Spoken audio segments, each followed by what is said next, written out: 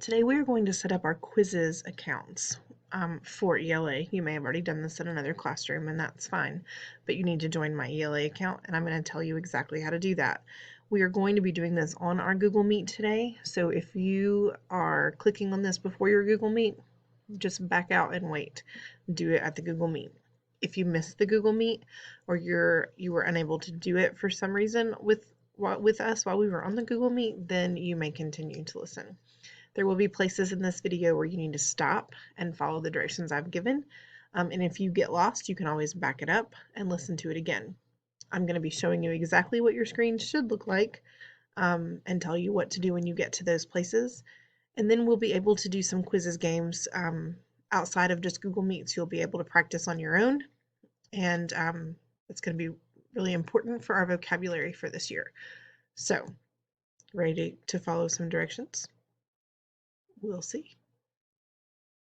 I'm going to ask you to listen to these directions and then don't do anything until I say, well, until the video pauses. But if you're trying to do this while I'm telling you, you're going to miss a piece of it, and I don't want you to do that. I'll pause it frequently so you can do what you need to do and then come back to this video. So when this pauses, you're going to need to open a new tab or go to your My Classroom tab, your Google Classroom tab. Look in the classroom part of your ELA Google Classroom. Look in the Friday, September 4th folder. Click on the box that says Quizizz Class Invite Link. It's like this one seen right here. You're going to click anywhere in this box, on the picture or on those words. Once you've clicked that and it's opened, don't do anything else. Come back and see what's next.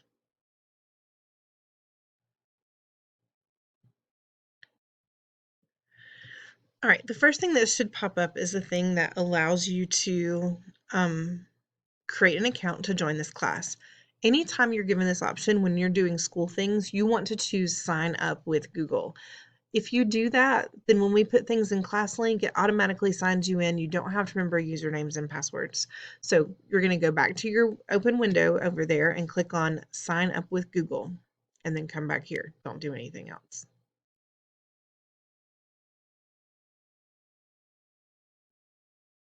Then it's going to ask you to choose an account to continue to Quizizz. Again, always, always, always choose your school email address. So go back to that open tab and choose your school email address.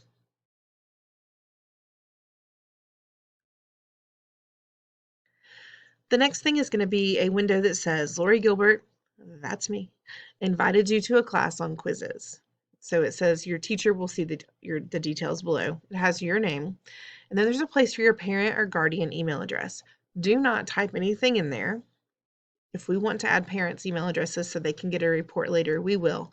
But right now that's not necessary. You just need to click on the green Accept Invite button. So go back to your tab and do that, and then don't do anything else, but come back here. You probably then get a message that says you are in, and it may tell you that I've already assigned something, and that's okay.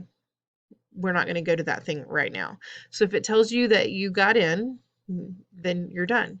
You can X out that tab and come back here.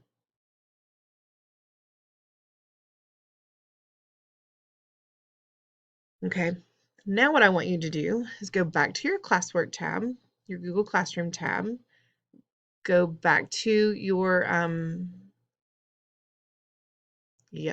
go back to your link for your assigned Quizizz practice. So what this means is I want you to go to the February 4th folder, and it says Character Traits Quizizz, and it gives you two links. Okay, I want you to choose, if in your home, so I don't know what you're working on. If you're working on your school computer, which I hope you are, you're going to choose the web link. If you're working on a phone, which I really hope you're not, because it's just harder to do everything, click on the mobile link. So go do that now and then come right back here. It may ask you again to choose an account, and again I say always, always, always choose your school email account. If there's another Gmail account on whatever device you're using, it's going to pop up too. You choose your school email account. And if it doesn't show up, you click use another account and type in your school email address. But it should show up, especially if you're on the school computer. So go do that now and then come back here. It will probably pop up with this information. Quizizz wants to access your Google account. What that means is it's going to Quizizz and Google are going to talk. It's going to let me know when you finished an assignment. It's going to let me know what you made on the assignment. It's going to let me know how many times you tried the assignment. This is stuff you want me to know because your grade gets better with all of that information. So go back to this tab and choose Allow. Then don't do anything else. It's going to pop up with your Quizizz name. Now this is important. Sometimes we play games and we make silly names, and that's fine. But this is something you're going to be graded on. If your first name is Robert, you don't have to leave it Robert. You can change it to what people know you as, if it's Bob or Bobby. Whatever your teachers know you as, that name should be here. And that means some of you are going to have to change that because you don't go by your first name. You either go by a nickname or you go by your middle name. But listen to me when I say it's what your teachers know you as. Got it?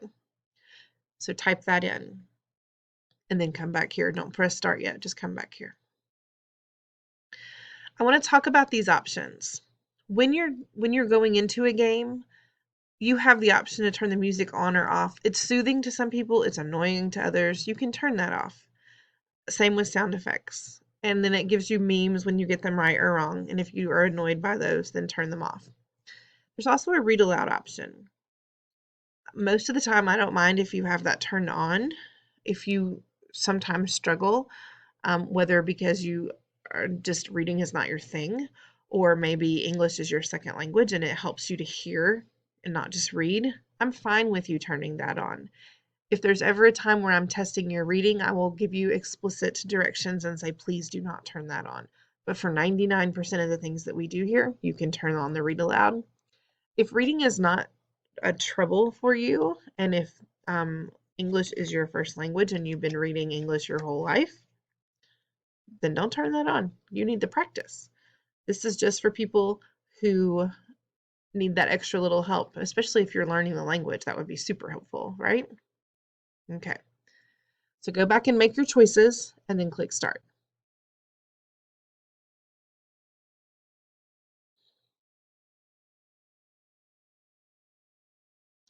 And now you're done. Now you can complete that Quizizz assignment that I've given you, and you can play as many times as you want. It will tell you how many times you can play, or it will tell me how many times you have played, sorry.